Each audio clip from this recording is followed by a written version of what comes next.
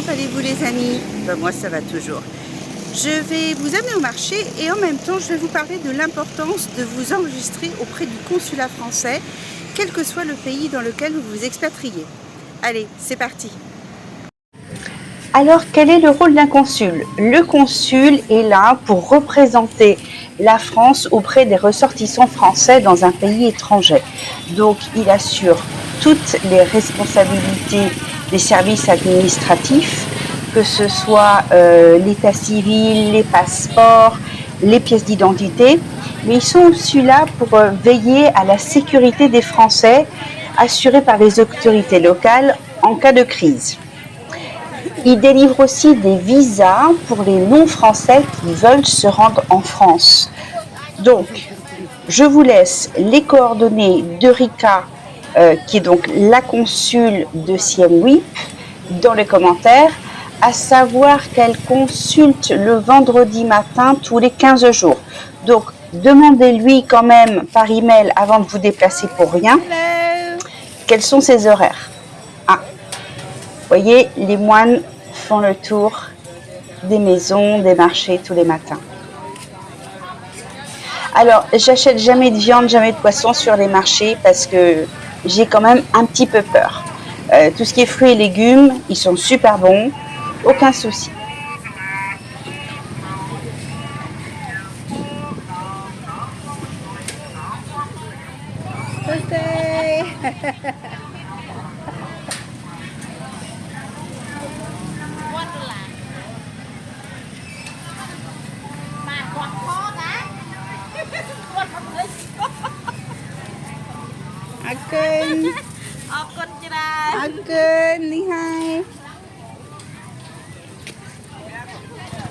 L'inscription sur le registre des Français à l'étranger m'a coûté 25$ et normalement le certificat de résidence est aussi à 25. Mais lorsqu'on est inscrit sur le registre, il est gratuit. Voilà. J'ai fait ça pour plusieurs raisons. Déjà pour justifier en France que je n'étais... regardez, vous en mangerez bien. Vous le voulez comment? Grillé, frit, avec une sauce au piment.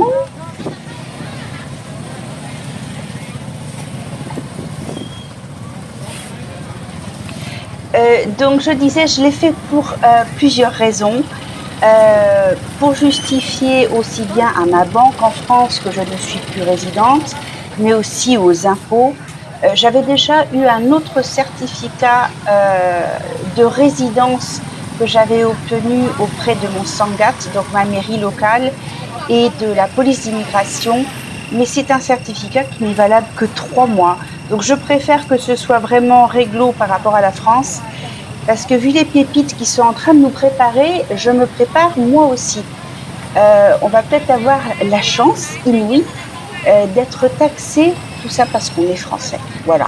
Donc si on est parti depuis déjà un certain moment de la France, peut-être que ça ne m'arrivera pas. Mais pour ceux qui ne sont pas encore partis, ça risque de leur tomber dessus. Donc on verra comment ça se passe. Il n'y a rien qui est fait pour l'instant. Je suis les choses au fur et à mesure. Je vous tiendrai au courant quand j'aurai des nouvelles. Comme vous le voyez, il y a quelques embouteillages au marché. C'est normal, les gens font le marché en scooter comme ça, donc ça fait intérêt à faire attention. Alors l'autre jour, ma prof de Khmer me racontait qu'ils étaient à 4 sur sa moto. Sa mère, sa grand-mère de 93 ans et sa petite fille de 3 ans. Donc c'est interdit au Cambodge, mais évidemment tout le monde le fait. Normalement tout le monde est censé porter un casque, mais bien souvent il n'y a que le conducteur qui en porte et pas les autres, ou alors que les parents et pas les enfants.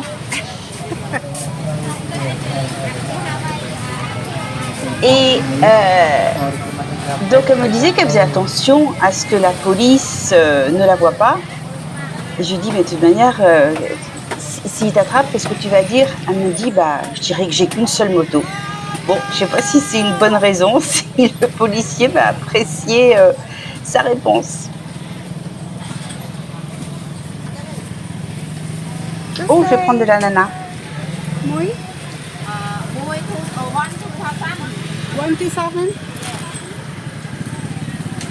50 centimes l'ananas. You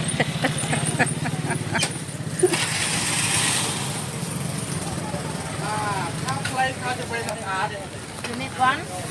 Yeah, this one.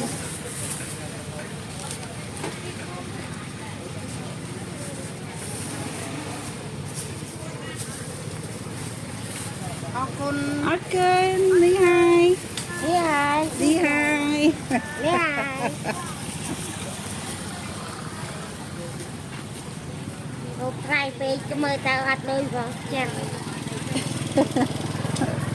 Bon, cette dame est une mendiante en fait, elle me demande de l'argent. Je donne jamais d'argent aux gens.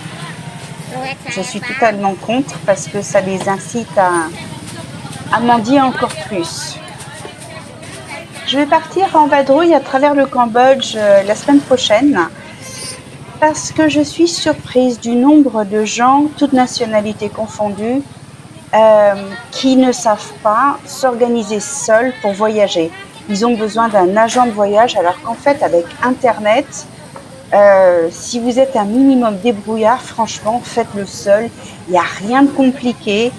Donc j'ai envie de vous montrer comment je voyage, comment je m'organise, les hôtels où je reste. En général, j'ai un petit budget, hein, je suis à moins de 20 dollars la nuit. Et les transports au Cambodge. Voilà. Donc je vais vous montrer tout ça. Surtout, si vous avez des demandes, n'hésitez pas. Et si toutefois vous avez aussi des endroits à me recommander que je ne connais pas, je suis vraiment preneuse de tous vos conseils.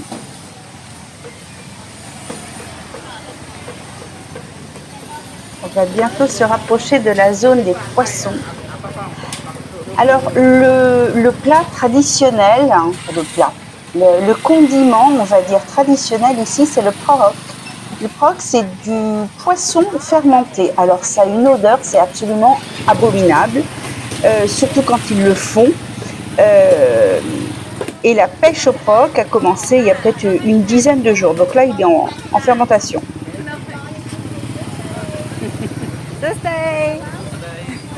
Ça va?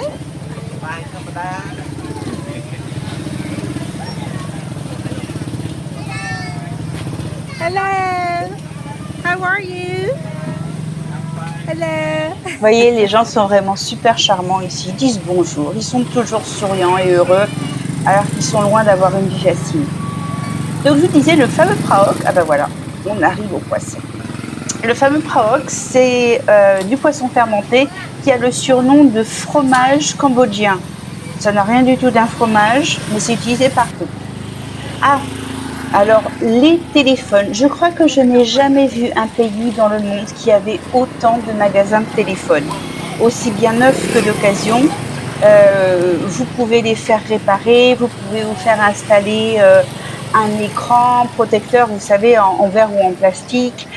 Vous pouvez vraiment tout faire, vous êtes dans le bon pays, c'est pas cher.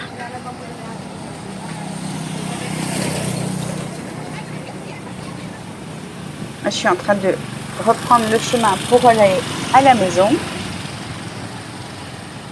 Alors les gens portent des masques facilement en Asie pour éviter la poussière, hein. C'est pas parce qu'ils ont peur de quoi que ce soit, mais toute l'Asie a toujours été comme ça. Depuis 20 ans que j'y voyage, c'est normal, en scooter aussi.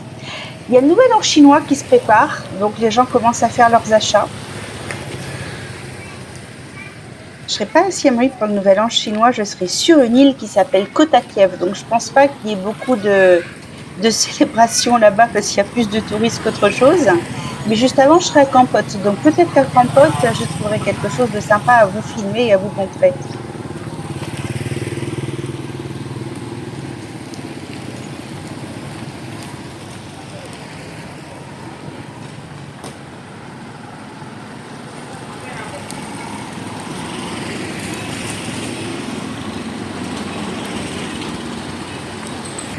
Ah oui, les pharmacies. Alors surtout, n'ayez crainte, vous trouverez tous les médicaments dont vous avez besoin au Cambodge. Par contre, il y a deux genres de pharmacies. Les petites comme ça qui ont l'air d'être plus des dépôts de médicaments. Et je doute vraiment que ce soit un pharmacien qualifié ou alors la vraie pharmacie. Et là, vous voyez, c'est grand, c'est climatisé. Il y a aussi des coins parapharmacie. Station essence avec le restaurant, le coiffeur derrière. Il n'y a pas de législation ici, c'est facile. On ne se prend pas la tête pour des bêtises. Et une grande boulangerie qui est ouverte il n'y a pas longtemps. J'ai acheté 2-3 fois du pain chez eux qui est très bon.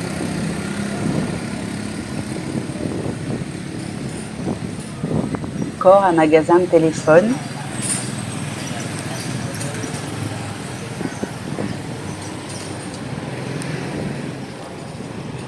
Ça y est, on arrive dans ma rue. Je ne sais pas pourquoi il y a ces deux grosses bornes en ciment. Ils font souvent ça dans les petites rues. C'est peut-être pour que les camions passent pas, je ne sais pas. Toujours aussi calme. Il y a juste le soir où les gens sortent pour discuter, les enfants pour jouer. Alors cette semaine, j'ai une dédicace pour Mafio qui se reconnaîtra. C'est là-dedans que je t'ai trouvé un appart. L'immeuble est magnifique. Alors vous voyez, on a aussi bien des immeubles modernes que des maisons beaucoup plus basiques. Toutes les classes sociales se mélangent, c'est pas un souci ici.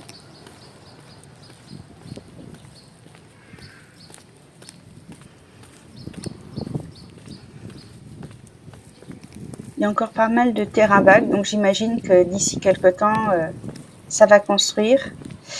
L'électricité, c'est pas tout à fait ça, et encore ici, ça va. À Phnom Penh, j'ai l'impression qu'il y a quand même pas mal d'incendies dus au réseau électrique, mais à Sihanouk, ça va.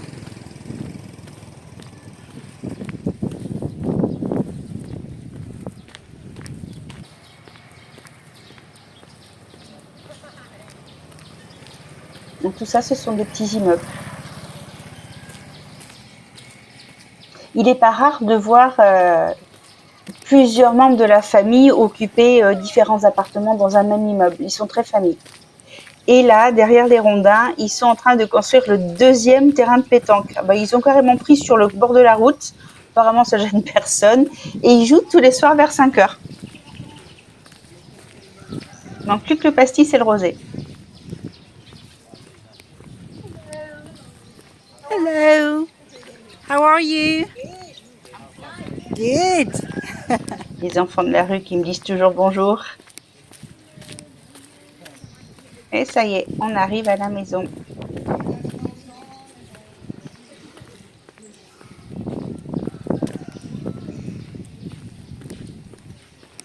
Bon, je vous souhaite une bonne semaine. Je vous dis à dimanche prochain, les amis, avec des nouvelles images de mon exploration du Cambodge. Ah, il y a ma gardienne qui se cache.